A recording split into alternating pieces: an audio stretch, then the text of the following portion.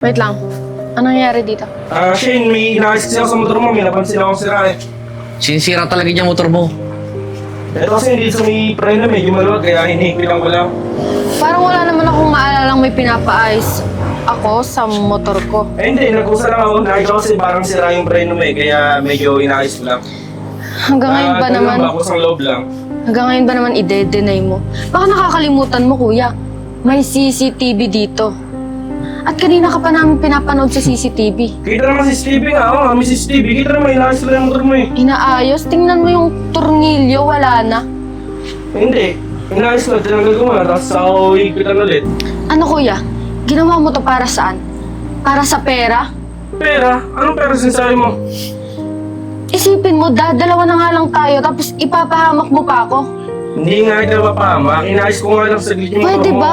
Huwag ka nang mag-deny. Kitang-kita ng dalawang mata namin sa CCTV. Tapos ide-deny mo pa? Siya naman, kapag kita, mukha ba na ipapahama kita? Dahil sa pera, ganun yung gagawin mo? Siya na, mukha ba akong pera? Ganun po ba?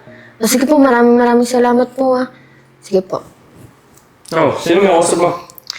Wala kuya, kumuha kasi ako ng ng insurance. Para saan naman? Para at least, di ba, may security ako. Gawa, nagmumotor ako di ba? Pero sino nilagay mo na na beneficiary nun? Nilagay ko yung pangalan mo. Tayong dalawa lang naman dito eh. Wala man ako ibang lalagay dun eh. So naisipan ko, ikaw na lang. Tama nga yun. Magkano naman kaya mo ako? Siguro nasa 2 million. Yun ang pagkakaalam ko 2 million. Ba, malaki nga din yun, no? Malaki talaga yun, just in case, di ba? Basta, pag na-accidente ka, makuha mo dyan, or may something na mangyari sa'yo. Ang pagkakaalam ko kasi, pag, halimbawa, nagkasakit ako, ang makukuha is 500K. Tapos, pag na-aksidente naman, 2 million daw ang makukuha. Grabe naman sa 2 million yun, no? Malaki talaga yun. Ba? Pwede nga. Oh. Sige na, may pasok pa ata eh. Napasok pa nga pala ako. Sige na kuya, anong oras na din eh. Gasikaso muna ako. Okay, sige. Mag-iingat ka. 2 million? Ano kaya mga pwede kong paggastusan doon? Pwede mo nila kotse. Pwede rin alahas. O pwede rin naman gamitin ko pang travel. Basta. Magagamit ko yun para sa mga luho ko. Bahala na. Nakapagasta na.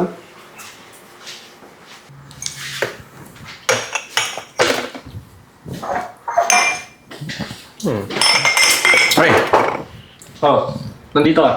ayun. Napadalaw lang. Nga pala. Pre, mukhang may bala ka sa kapatid mo ah. Ano yung sabi mo? Eh, yung mga tingin mo sa kapatid mo, parang may masamang balak kang gagawin sa kanya eh. Sa tingin mo, kapatid ko yun eh. Anong gagawin ko doon? Pero, pakaramdam ko kasi talaga eh. Pre, kilala ka hindi ka naman ganyan eh. Yun na nga eh, kilala mo ako eh. Ba't nausgahan mo ako? Kapatid ko yun. Wala akong balak na gawin doon. Sana nga. Tsaka, ano man, pakialam ba't mo nandito ka? Eh, aalis kasi kami ng kapatid mo, nagpapasama siya eh. Di lumayas kayo. Ikaw tandaan mo, kung ano mang mga gagawin ko, wala ka nang pakialam doon. Tsaka, nananahimik ako dito, bigla kang magsasalita ng ganyan. Sige na pre, alis na kami. Mas ka na. Masyado mo pang ka to. Hindi nyo kasi alam eh. Pera na yung lumalapit. Tapos bigla nyo babanatan ng mangingilam kayo.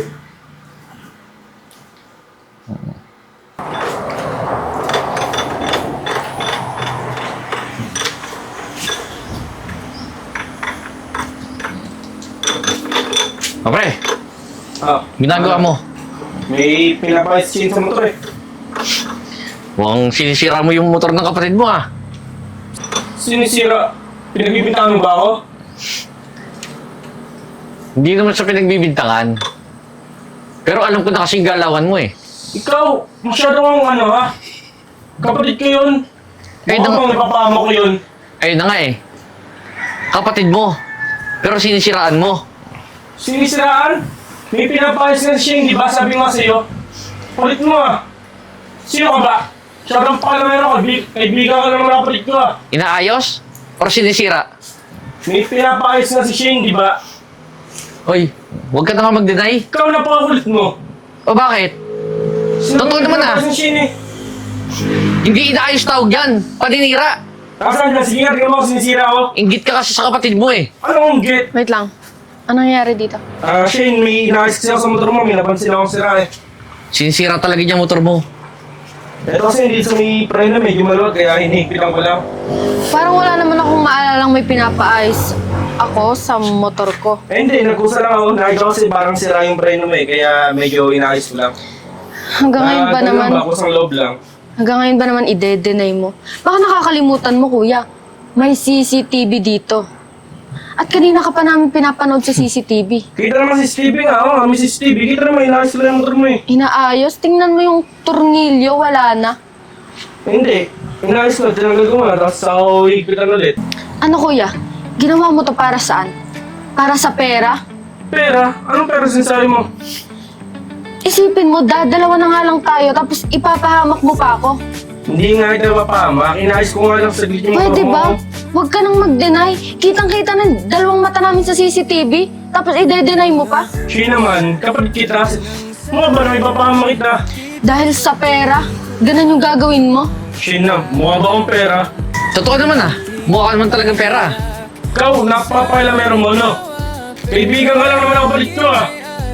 Buti ka akong kaibigan niya, concerned ako sa kanya. Eh ikaw, Bakit? Concerned din naman sa kanya. huwag ka na mag-deny. Kapatid niya ako eh. Huwag ka na mag-deny. Huwag ka magalala.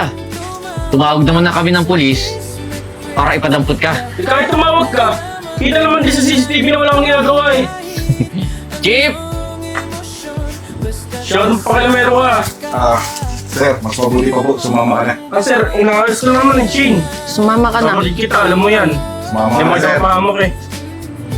Nasa amin na lahat ng ebidensya, kaya huwag ka na mag-deny. Sige na. Shane, Sumama ka na. Tara Shane, mas mabuti pa sumunod nila tayo doon.